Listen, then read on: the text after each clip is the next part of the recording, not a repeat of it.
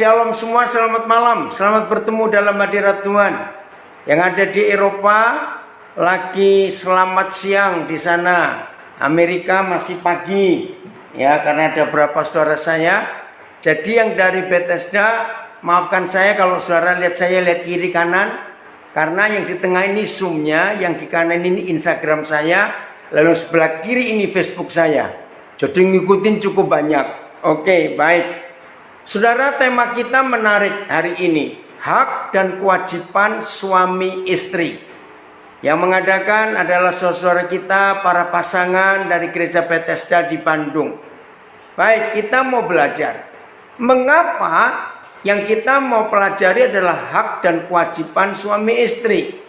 Karena jawabannya kalau saudara dan saya sebagai suami dan istri, tetapi tidak tahu hak dan kewajiban kita, maaf, maka isi pernikahan kita cuma masalah seks, masalah cari uang, masalah ngurus anak. Saya ulangi lagi, kalau saudara dan saya sebagai suami istri tidak pernah tahu hak dan kewajiban kita, maka dalam pernikahan kita cuma urusan seks, urusan cari uang, urusan membesarkan anak. Padahal tugas suami istri, hak dan kewajibannya lebih besar daripada tiga urusan tadi. Kenapa? Dengarkan, saya memberikan penegasan ini. Saudara, ketika suami istri itu diciptakan oleh Bapa di surga pertama kali sebagai lembaga atau institusi yang pertama kali dibuat oleh Bapa di surga, bayangkan, Papa belum membentuk negara, belum. Papa belum membentuk pemerintahan politik, belum. Papa belum membentuk struktur ekonomi, struktur kehidupan masyarakat, belum. Itu semua diatur dalam 5 kitab Musa, Kejadian sampai Ulangan. Tapi yang pertama kali dia bentuk adalah lembaga keluarga. Dan tugas lembaga keluarga ini bukan cuma untuk keluarga kita sendiri. Tolong catat, tugas utama dan panggilan kita untuk menikah itu untuk memberi rasa aman buat dunia. Jadi setiap pernikahan yang ada di muka bumi ini, itu tugas utamanya untuk menjaga keamanan, kestabilan, kedamaian dunia. Mungkin saudara berkata, jangan-jangan Pak Daniel berkelebihan. Tidak, itu fakta. Saudara, tanggung jawab kita sebagai suami istri dan terbentuklah keluarga itu jauh lebih penting daripada tugas semua kepala negara di dunia. Kepala-kepala negara di dunia itu hanya ngurus negaranya dan rakyatnya sendiri. Tetapi tugas kita sebagai suami istri itu nggak cuma ngurus keluarga kita, tapi dampaknya itu ke dunia. Maka itu untuk merusak negara, maka setan pasti akan merusak keluarga. Saya ulangi, untuk merusak sebuah negara, yang setan rusak itu keluarga lebih dulu. Kenapa bisa begitu? Karena keluarga itu terdiri dari komunitas-komunitas, kelompok-kelompok kecil masyarakat. Nah, 100% komunitas-komunitas kecil itu, kelompok-kelompok kecil itu terdiri dari anak-anak, remaja, dan pemuda. Nah, anak-anak, remaja, dan pemuda itu pabriknya, saya berkata pabrik ya untuk memudahkan pengertian ini, adalah keluarga. Nah, bagaimana pabrik-pabrik itu akan memproduksi produk-produk yang mulia, yang indah, dan bermanfaat kalau pabriknya sendiri bobrok? Kalau pabriknya sendiri rusak, bagaimana bisa menghasilkan anak-anak yang hebat? Nah, ini tugas kita sebagai keluarga. Jadi kalau saudara dan saya, Tuhan bilang suruh menikah, itu bukan cuma untuk kita. Maka itu saya ulangi, tugas, hak dan kewajiban suami istri bukan cuma masalah seks, masalah uang, dan masalah ngurus anak. Lebih daripada itu. Oke, saya mulai dengan konsep ini. Otoritas. Apa yang terjadi dengan dunia kalau tidak ada otoritas? Saudara bisa jawab lewat ngetik di Facebook, Instagram, di Zoom, silakan. Saya ulangi, apa yang terjadi dengan dunia ini kalau tidak ada otoritas? Betul tidak? Kacau, hancur, berantakan. Semua orang pada maunya sendiri. Itu kalau dunia nggak ada otoritas. Nah, otoritas itu pertama kali diberikan kepada siapa? Kepada keluarga. Oke, saya akan bacakan ayat-ayat ini supaya mulai hari ini kita mengerti betul-betul apa yang Tuhan ingin atas kehidupan kita. Semua kita pasti tahu Kejadian 1 ayat 26. Tapi mari kita hari ini mengenal, apalagi dengan tema yang saudara pilih, hak dan kewajiban suami istri. Oke. Kejadian 1 ayat 26. Berfirmanlah Tuhan, baiklah kita. Maaf, kalau saudara nanti mau tanya lebih jelas, mudah-mudahan waktunya ada. Karena nanti waktu jam 19.45 itu saya harus keluar. Ya, WIB ya.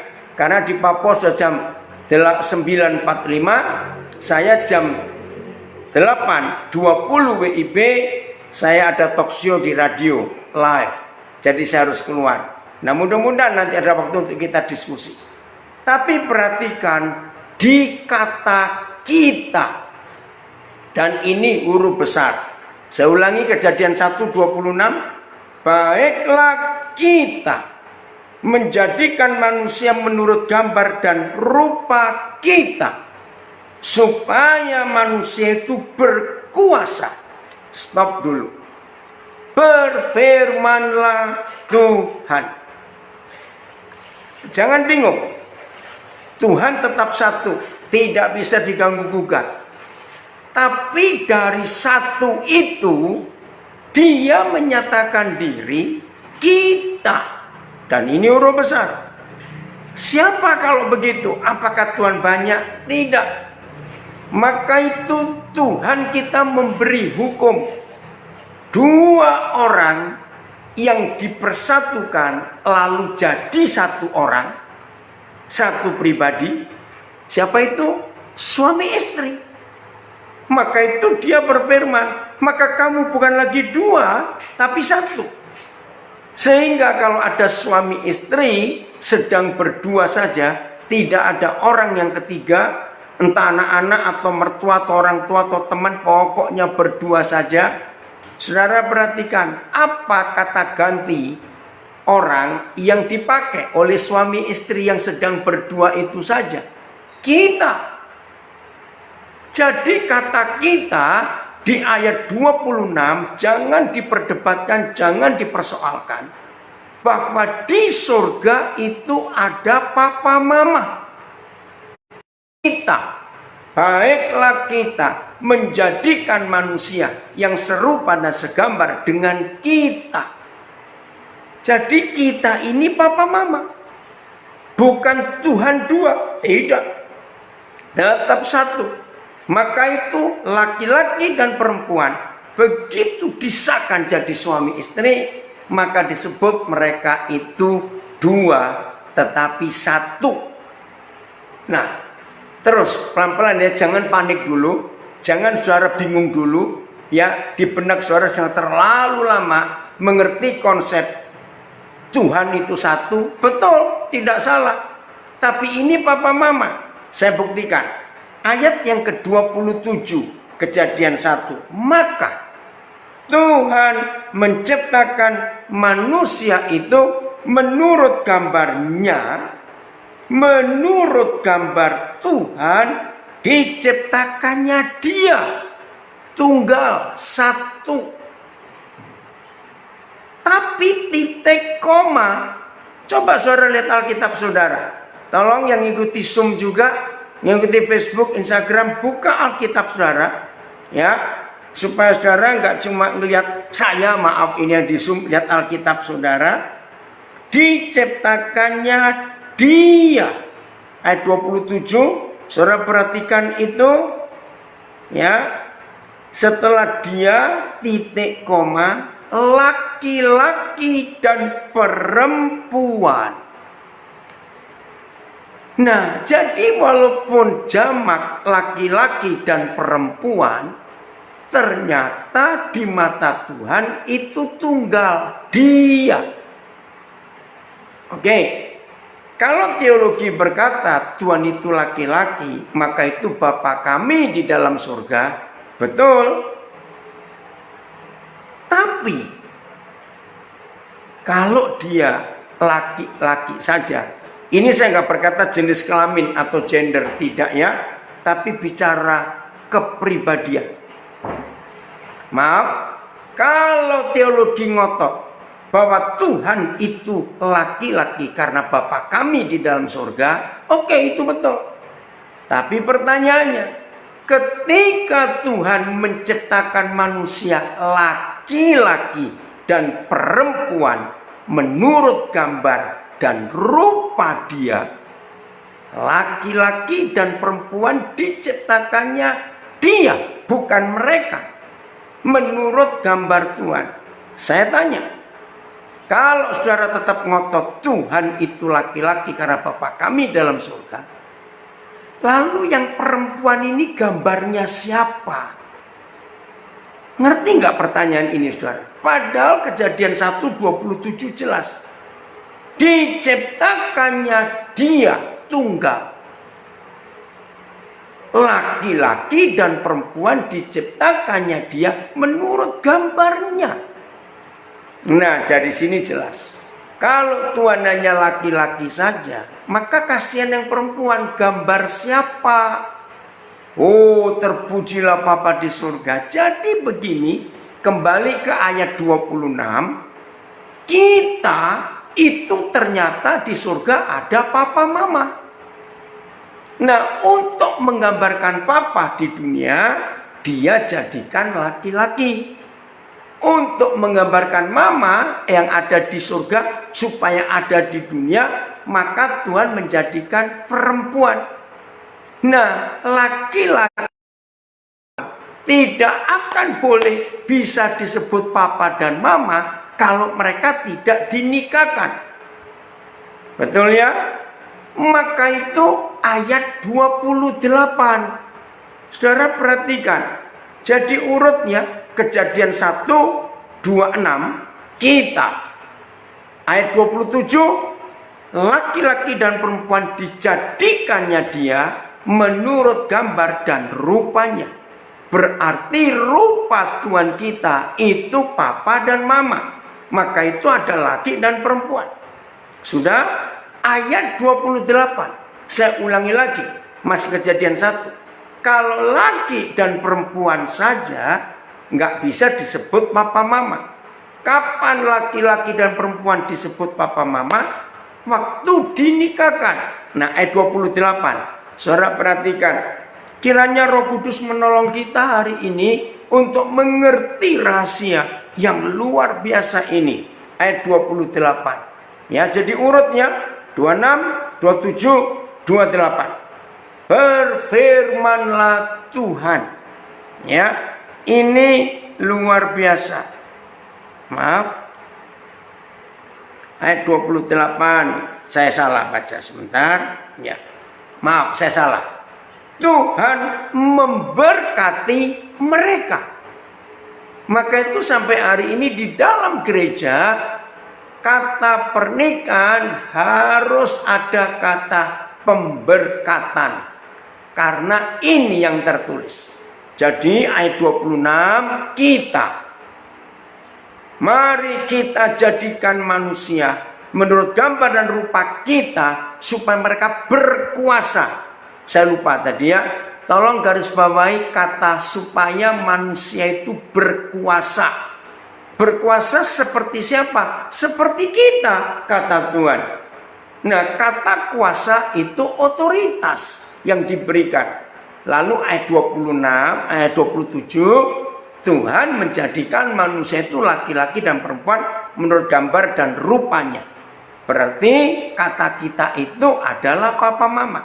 Nah, begitu laki dan perempuan sudah diciptakan supaya mereka menjadi papa mama, maka ada ayat 28. Tuhan memberkati. Saudara cari berapa terjemahan, maka saudara akan ketemu kata Tuhan melantik mereka. Loh, kenapa harus ada pelantikan? Karena untuk menerima kuasa di ayat 26, untuk menerima otoritas, maka itu ada pelantikan. Nah, setiap pelantikan dari orang-orang yang terpilih sebagai pejabat, ya, kalau ada pelantikan setelah pilkada, setelah pemilu, pemenangnya sah lalu dilantik. Nah, saudara perhatikan, untuk pelantikan, menerima mandat rakyat, menerima otoritas untuk memerintah, harus ada saksi. Betul tidak? Nah, ternyata di Maleakhi 2 ayat 14, saudara perhatikan, Maleakhi 2 ayat 14, itulah satu-satunya ayat yang memberitahu kita kapan Papa di surga hadir di hidup kita untuk menjadi saksi. Saudara, ada ratusan ayat yang berkata Tuhan hadir memberkati, Tuhan hadir menyertai, Tuhan hadir menyembuhkan, Tuhan hadir berperang ganti mereka, Tuhan hadir melindungi. Banyak. Tapi hanya satu kali saja yang Maha Besar, yang Maha Kudus hadir menjadi saksi. Itu Maleakhi 2:14, yaitu ketika kita menikah. Saya kaget, saudara. Jadi penjelasan Kejadian 1 ayat 26, 27, 28 itu ternyata diterangkan oleh Maleakhi 2:14. Maka itu pernikahan ini penting untuk menggambarkan ada pemerintahan surga di dunia. Maka itu tidak ada institusi lain, lembaga lain yang ditanya dan dikatakan pakai kalimat ini. Seperti surga atau seperti neraka? Itu orang bertanya apa? Keluarga kita. Tidak ada pasar atau mall atau apa. Kok kayak neraka? Kok nggak seperti surga? Pasar, pemerintahan, ya, bisnis, PT, CV, ya, apa saja, nggak ada yang bisa disebutkan seperti surga atau seperti neraka. Satu-satunya institusi yang disebutkan dengan pertanyaan seperti surga atau seperti neraka, itu hanya keluarga. Kalau masyarakat umum saja mengerti dan mengetahui yang mewakili surga dan mewakili neraka di dunia ini, itu adalah satu lembaga, yaitu keluarga. Keluarga yang harmonis, keluarga yang benar, keluarga yang diberkati Tuhan, pasti mewakili surga di dunia. Tapi keluarga yang kacau balau, itu pasti mewakili neraka. Betul tidak, saudara? Ini yang kita harus pelajari dalam hidup kita. Maka itu ayat 28 Kejadian 1, ini dahsyat sekali. Dan Tuhan memberkati mereka, Tuhan melantik mereka. Untuk apa? Ini maka itu mereka dilantik untuk menerima otoritas dan saksinya adalah Tuhan. Setelah pelantikan sah jadi suami istri, baru urutan kedua lalu Tuhan berfirman kepada suami istri yang pertama di dunia ini, dan selanjutnya firman itu sama untuk semua pernikahan suami istri di dunia. Apa perintahnya? Apa firmannya? Beranak cuculah. Saya ulangi, setelah Tuhan melantik mereka, maka Tuhan mengizinkan mereka untuk punya anak dan punya cucu. Tolong perhatikan. Nah, dari hal pertama yang tertulis di kitab suci kita di pasal pertama, urutan ini dihancurkan dan dirusak oleh iblis. Bagaimana cara iblis merusak? Peraturan surga harus sah jadi suami istri lebih dulu, sah. Pelantikan, pemberkatan, maka itu dalam bahasa gereja selalu ada 3 kata ini untuk menikah: peneguhan, pemberkatan, nikah kudus. Jadi teguhkan, diberkati, dan kudus harus. Tolong perhatikan adik-adik, anak-anak, tolong ya papa mama, sampaikan kepada anak-anak kita. Jangan dibalik. Jadi papa mama dulu, baru jadi suami istri.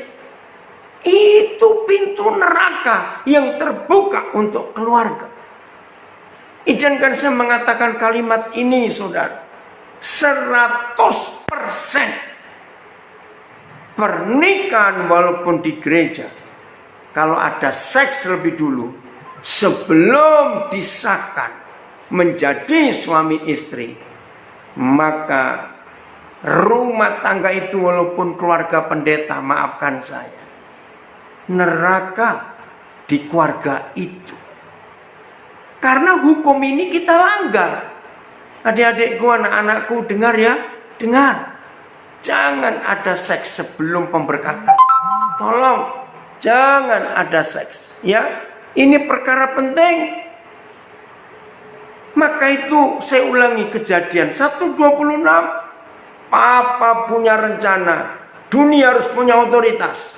Baiklah kita yang serupa dan segambar dengan kita, supaya manusia itu berkuasa seperti kita. Wih, ini luar biasa. Jadi papa sejak awal, sebelum manusia ada, dia sudah punya konsep bahwa manusia itu harus seperti Tuhan yang punya otoritas, yang punya kuasa, Nah, untuk punya otoritas dan punya kuasa, maka manusia harus mewakili Tuhan yang adalah kita. 2 pribadi disatukan. Itulah papa mama. Maka itu ayat 27, dia berfirman, manusia itu dijadikan serupa dan segambar dengan dia, yaitu laki-laki dan perempuan. Jadi kata kita adalah papa mama. Untuk mewujudkan papa, dia jadikan laki-laki. Untuk mewujudkan mama, dia jadikan perempuan. Maka laki perempuan disahkan, dilantik, diberkati untuk jadi suami istri, baru jadi papa mama. Tolong urutan ini jangan dibalik. Lalu di mana ayatnya yang memberitahu Tuhan itu mama? Ulangan 32 ayat 18. Ya, Ulangan 32 ayat 18. Begini kata papa kita, gunung batu. Nah, Musa itu kalau memanggil Tuhan itu ada gunung batu, batu karang, dan banyak lagi istilah lain. Gunung batu yang memperanakkan engkau, telah kau lalaikan. Nah, kalau Tuhan itu memperanakkan, gak usah ragu-ragu, dia itu mama. Belum selesai, Musa nyanyi. Dan telah kau lupakan. Siapa yang kita lupakan? Tuhan yang melahirkan engkau. Wih, luar biasa.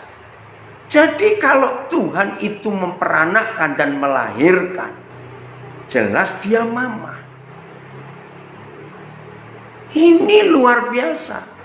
Nah, surga yang diwakili oleh keluarga itu harus dimulai dengan papa mama yang harmonis. Untuk membuat papa mama selalu harmonis cuma satu caranya. Apa? Selalu terus mengampuni. Nggak ada yang lain. Papa mama, kalau dalam pernikahan kita yang pasti sering ada masalah, ketidakcocokan, gesekan, itu pasti. Maka itu adik-adikku, anak-anak muda, ya papa mama beritahu anak-anak, menikah itu nggak akan bisa ketemu yang cocok. Saya kumpulkan semua ayat dalam Alkitab. Kalau sampai ada orang yang mau menikah maksa cari yang cocok, ini kesimpulan saya dari semua ayat di Alkitab tentang pernikahan. Maka Alkitab akan berkata, menikahlah dengan mayat, baru Anda ketemu yang cocok. Maka itu sepanjang hidup pernikahan kita, gesekan, salah paham, salah dengar, salah ngerti, salah lihat, salah bicara, itu pasti ada. Maka itu untuk keluarga kita masing-masing tetap mewakili surga, bisa mewakili surga. Maka di dalam keluarga dan hidup pernikahan kita, kita harus selalu dan terus mengampuni. Ini luar biasa, saudara. Maka itu kalau ada pengampunan dalam hidup suami kepada istrinya, kalau ada pengampunan dalam hidup istri terhadap suaminya, surga di dunia. Sesalah apapun juga ampuni, sebagaimana Bapa di surga mengampuni kita. Maka surga ada di keluarga kita. Maka itu Malayaki 12. Ya, catat. Ada jutaan judul buku di dunia.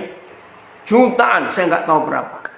Saudara, tapi hanya ada satu buku yang namanya Alkitab, yang di dalamnya ada sebuah pernyataan yang tidak akan bisa kita temukan di buku manapun juga. Begini pernyataannya, sebab aku Yahweh Tuhan membenci perceraian.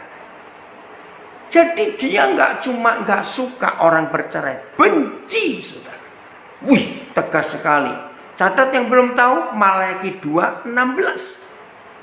Pertanyaannya, kenapa dia benci perceraian? Jawabannya setelah kita tahu Kejadian 1:26 sampai 28. Siap berkorban, betul. Suami istri yang bercerai itu merusak struktur surga di dunia. Maka itu kiamat buat anak-anak. Bukan kalau papa mama nggak ada makanan berhari-hari. Bukan karena tsunami, gunung meletus, banjir, gempa bumi. Bukan. Satu-satunya kiamat buat anak-anak, kalau suatu hari anak-anak mendengar pertanyaan dari yang melahirkan mereka, yaitu papa mama. Begini pertanyaannya, anak-anak kalian milih, mau ikut mama atau ikut papa? Hancur, saudara, hancur saat itu juga. Anak-anak akan menderita seumur hidup kalau papa mamanya bercerai. Dan itu usaha setan menciptakan neraka di dunia, yaitu ketika suami istri dicuri harta yang paling penting dalam rumah tangga. Bukan uang, bukan berlian, bukan deposito, bukan apa-apa. Harta yang paling penting di dalam pernikahan kita, tolong catat, mengampuni. Tidak ada harta yang lebih mulia daripada pengampunan.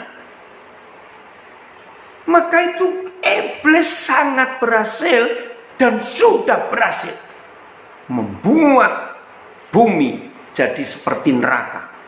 Padahal permintaan Tuhan Yesus, Bapa kami yang dalam surga, dikuduskanlah namamu, datanglah kerajaanmu, jadilah kehendakmu, supaya bumi jadi seperti surga.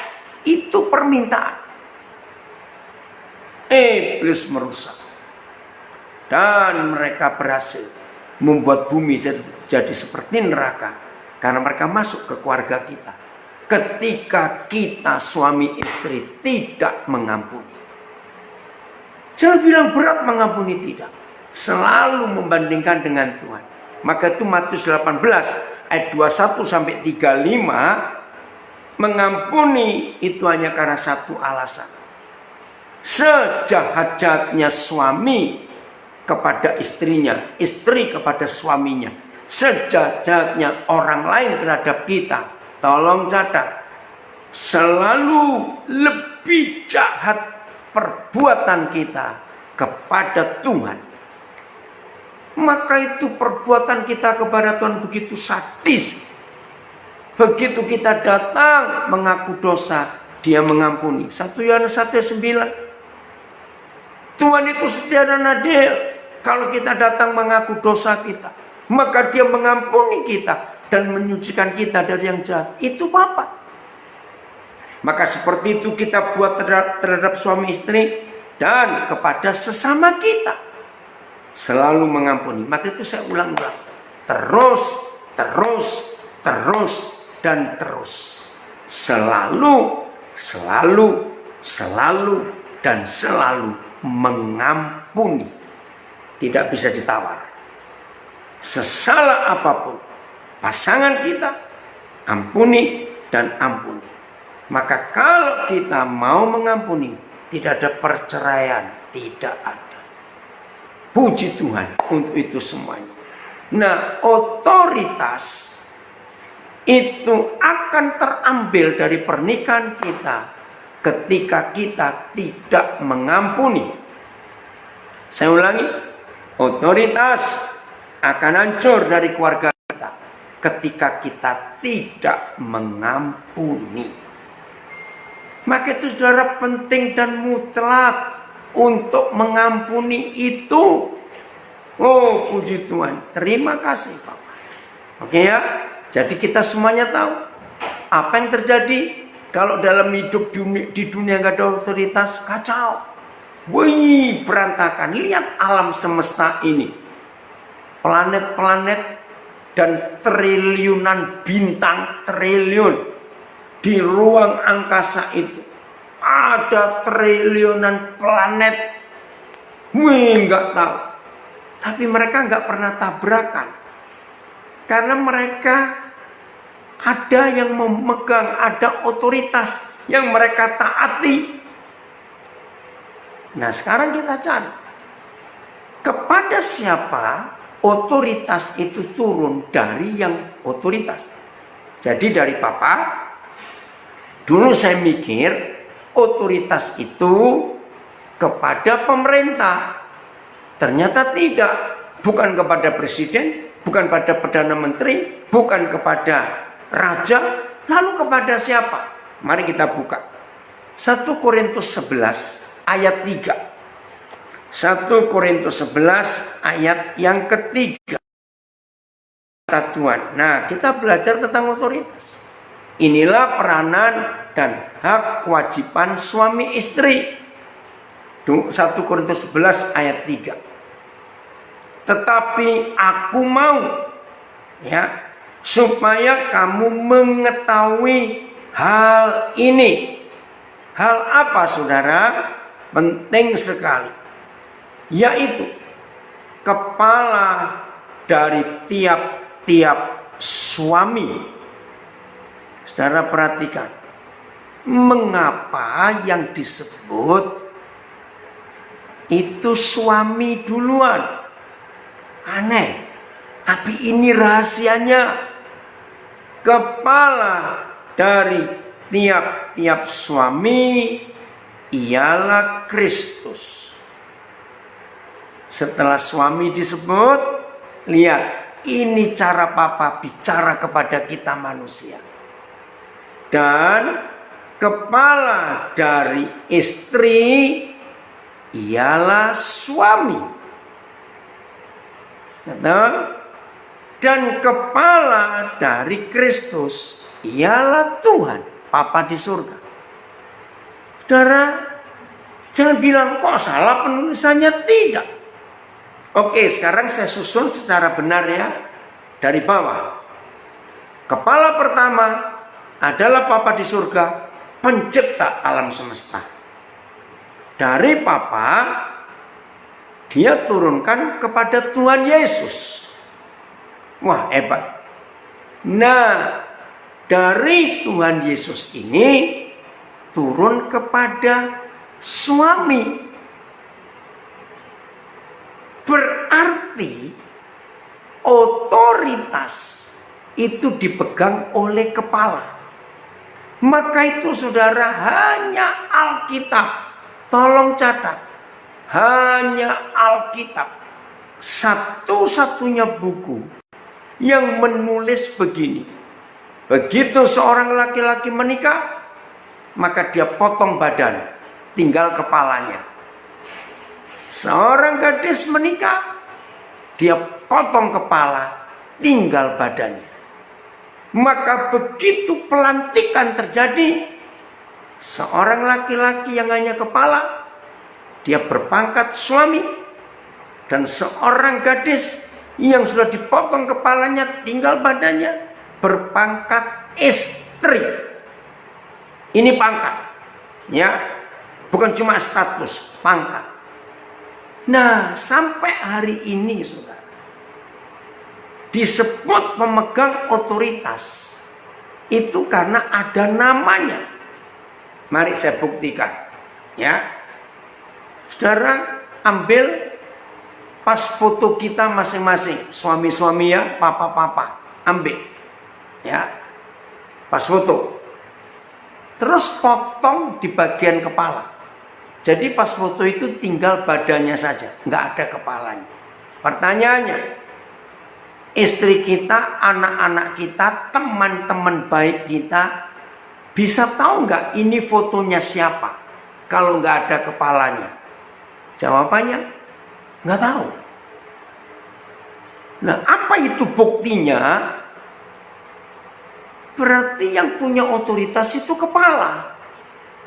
Maka itu ketika sebuah foto dipotong bagian kepala, orang nggak akan tahu ini fotonya siapa. Wah, ini luar biasa ilustrasi ini, saudara. Nah, sekarang kita lihat bukti. Apa yang terjadi kepada keluarga-keluarga yang tidak ada otoritas? Jawabannya kacau. Termasuk anak-anak dalam keluarga itu pasti kacau.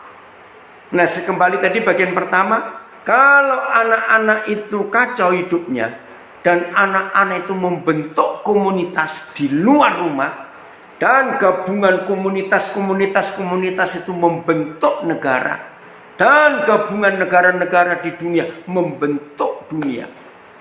Bayangkan kalau pabriknya komunitas itu berantakan, maka produk pabrik itu juga berantakan. Nah, produk-produk berantakan tadi membentuk komunitas, membentuk masyarakat. Maka terjadilah masyarakat yang berantakan. Mau komunitas-komunitas berantakan, maka lahirlah negara berantakan. Nah, dengarkan. Berarti setan sudah berhasil menciptakan komunitas yang kacau balau, amburadul, dan berantakan. Karena dimulai dari papa mamanya yang di rumah amburadul, kacau, dan berantakan. Karena apa? Tidak mau mengampuni. Saling dendam. Ayolah saudara. Dan bukti yang berikut. Tolong jawab saya. Ya, mau nulis silakan. Dalam hati saya percaya. Antara suami istri yang kita lihat fakta ya antara suami istri yang kita lihat fakta yang paling diincar dan dimusuhi dan dirusak oleh iblis, itu suami atau istri? Jawabannya suami. Mengapa suami yang diincar oleh iblis? Karena suami ini kepala dan pemegang otoritas. Saya nggak tahu saudara ngikuti viral nggak dari kemarin sampai hari ini, dan saya ikut ngisi petisinya. Ternyata ada seorang jenderal, aduh saya lupa siapa namanya, kemarin membuat petisi minta rakyat membuat undang-undang, minta kepada MPR DPR, Presiden Joko Widodo diminta untuk bisa pegang periode ketiga. Waktu saya baca petisi itu, saya langsung ngisi setuju. Karena ini orang hebat. Saudara, itu dia. Ketika Tuhan memilih seorang kepala negara yang luar biasa ini, negara kita lihat. Dibanding Korea, Singapura, Indonesia masih cukup baik keadaan ekonominya. Karena kepalanya. Maka itu keluarga-keluarga akan baik kalau kepalanya baik. Jadi lihat hierarki 1 Korintus 11 ayat yang ketiga. Ya, jadi 1 Korintus 11 ayat yang ketiga jelas sekali. Urutannya adalah suami dulu disebut, baru istri, baru Kristus, baru Bapa di surga. Maka itu peranan suami istri mutlak tahu hak dan kewajibannya. Ya sayang waktu, saudara bisa melihat di Efesus pasal 5 ayat 22 sampai 33. Ya, nanti saudara baca. Ya, Efesus 5 22 sampai 23. Itu pasal yang paling jelas tentang hak dan kewajiban suami istri. Izinkan saya berkata ini, Tuhan tolong supaya nggak ada yang tersinggung. Tapi ini penting. Mengapa iblis selalu mengincar suami? Kita sudah ketemu jawabannya. Karena suami pemegang otoritas. Maaf. Nah, bagaimana cara iblis merusak otoritas? Maaf, lewat istrinya yang adalah tubuhnya. Bagaimana cara otoritas dirusak oleh istrinya? Maaf. Saya ulangi lagi, tidak ada buku selain Alkitab yang memberitahu begitu laki perempuan itu menikah, maka cuma ada satu kepala dan satu tubuh. Kalau cuma ada satu kepala dan satu tubuh, berarti cuma ada satu otak dan satu perut. Tolong catat. Kenapa saya harus berkata ini? Ini hak dan kewajiban. Rumah tangga akan hancur berantakan kalau ada dua otak di rumah tangga itu. Berarti ada dua kepala. Juga rumah tangga akan kacau dan rusak kalau ada dua perut di dalam rumah tangga itu. Ngerti nggak? Maafkan. Jadi pria-pria yang sudah jadi suami, kita ini nggak punya perut sendiri. Artinya kalau selera makan kita sebelum menikah ini, tapi begitu kita sudah menikah, kita harus tanggalkan perut kita, pakai selera makan perut istri kita. Karena kita nggak punya perut lagi. Tapi sebaliknya, maaf ini saya meminta maaf. Semua istri di dunia itu nggak ada otaknya. Maaf ya, jangan marah. Maka itu kalau dua orang di dalam keluarga, yaitu suami istri, ngotot otaknya dua, maka istilah saya itu keluarga otak-otak. Pasti hancur. Ini hak dan kewajiban suami istri. Ayo masing-masing kita tahu peranan kita. Ayo masing-masing kita tahu hak dan kewajiban kita.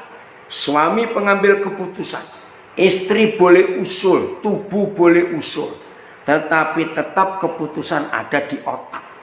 Tolong perhatikan ini, ya, dahsyat sekali. Sekarang saya akan masuk pada hak dan kewajiban suami istri tentang seks, tentang tempat tidur. Tuhan mengaturnya luar biasa. Oke, mari kita buka 1 Korintus 7. Ya, 1 Korintus 7 ayat 3 sampai 5. 1 Korintus 7 ayat 3 sampai 5. Ini penting sekali kita belajar. Hendaklah suami, disebut duluan, hendaklah suami memenuhi kewajibannya. Nah, inilah hak dan kewajiban suami istri tentang tempat tidur, tentang seks. Saya baca lagi ayat 3, 1 Korintus 7. Hendaklah suami memenuhi kewajibannya terhadap istrinya. Demikian pula istri harus memenuhi kewajibannya terhadap suaminya.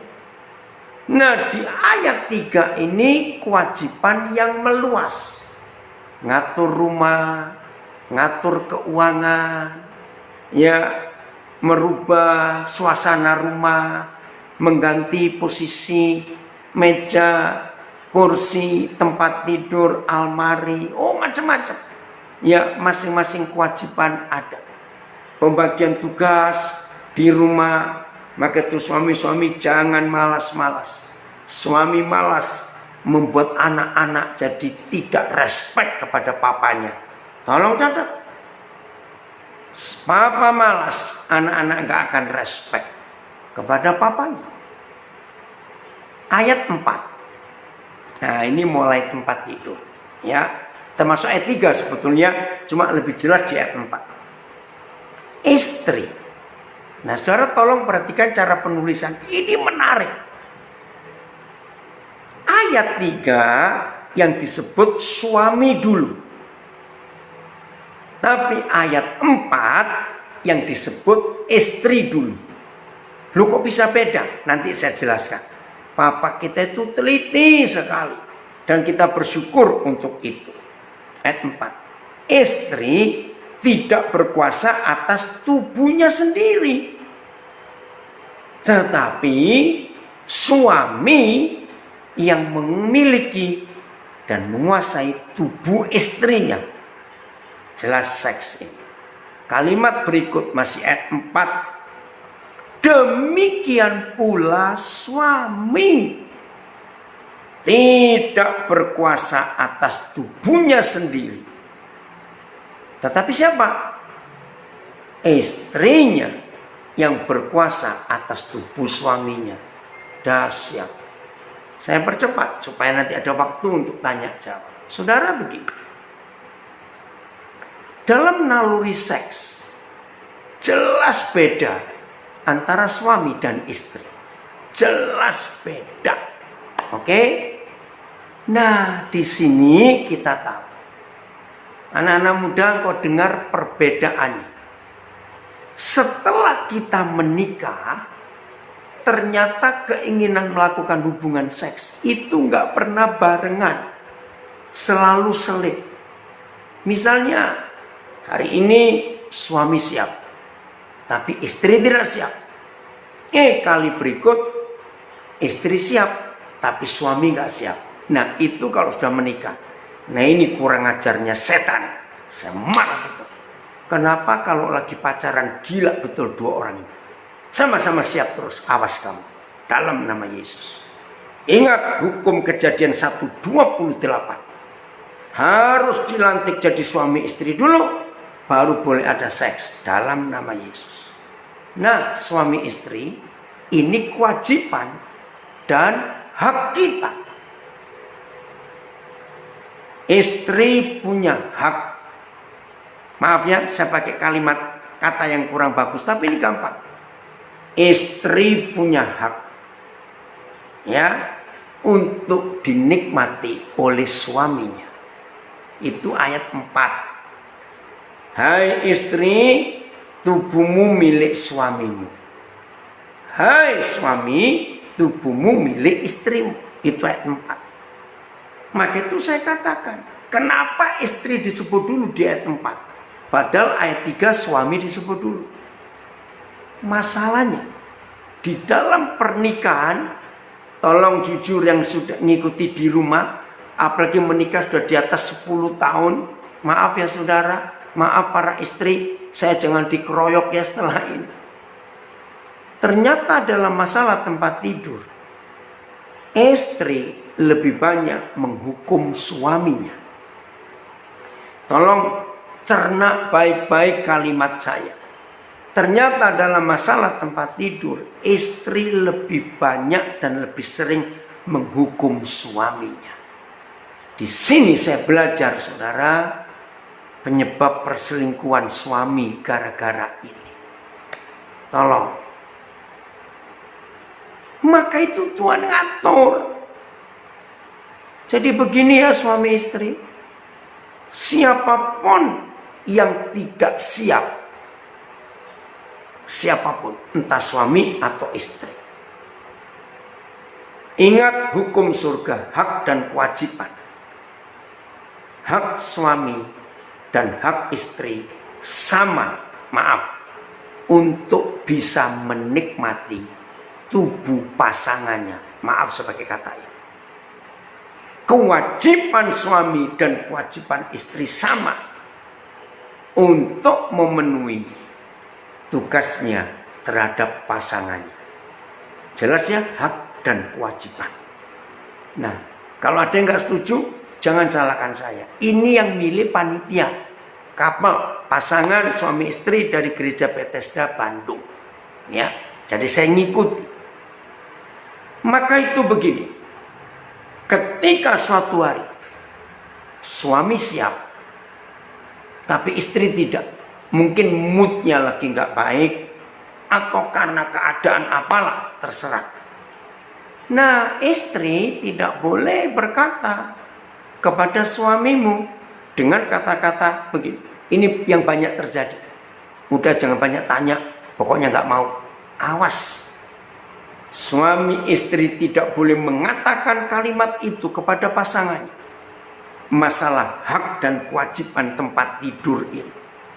Kalau ada yang satu siap, yang satu tidak siap, maka yang tidak siap harus jujur, terbuka kepada pasangannya. Kenapa aku nggak siap hari ini? Jujur, tidak boleh nutup-nutupi. Begitu yang siap itu tahu, oh itu alasanmu nggak siap. Nah, yang siap itu menolong supaya yang nggak siap bisa siap hari itu. Wah, ini hukum luar biasa. Maka itu hasilnya, kalau suami istri seperti ini, surga di bumi. Tapi kalau suami istri ngotot, tidak, itu buku milikku, maaf, di situ perselingkuhan terjadi. Ya udah, biasanya suami-suami yang nggak banyak ngomong, 3 kali diminta nggak mau, ya udah, diem-diem aja dia. Maaf ya saudara, maka itu kenal. Ayat 5, masih 1 Korintus 7. Janganlah kamu saling menjauhi, kecuali dengan persetujuan bersama untuk sementara waktu. Saudara tolong keluarkan kata persetujuan bersama. Ini keren. Suami istri dalam segala hal. Didik anak contohnya.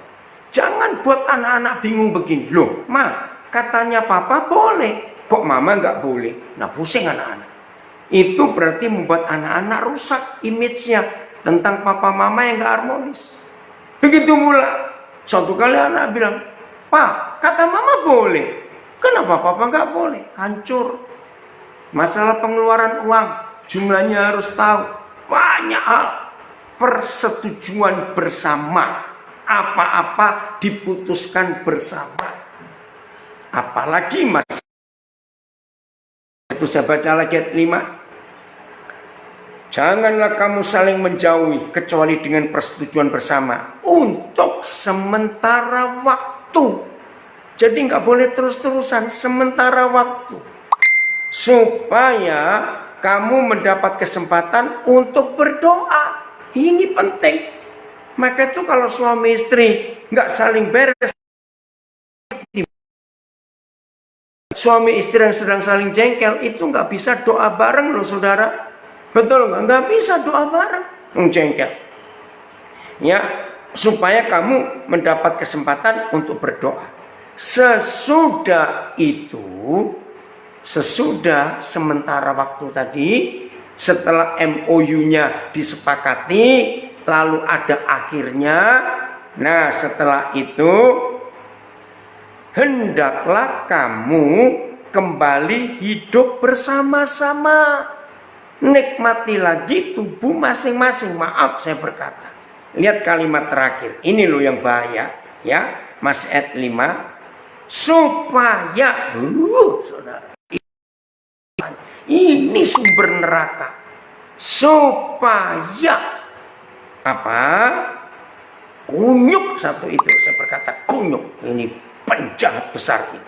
Supaya iblis jangan menggodai kamu, karena kamu tidak tahan bertaraf, tidak tahan untuk melakukan hubungan itu. Jangan. Inilah hak dan kewajiban suami istri dalam segala hal. Hai istri, tunduklah, bukan tanduklah suamimu.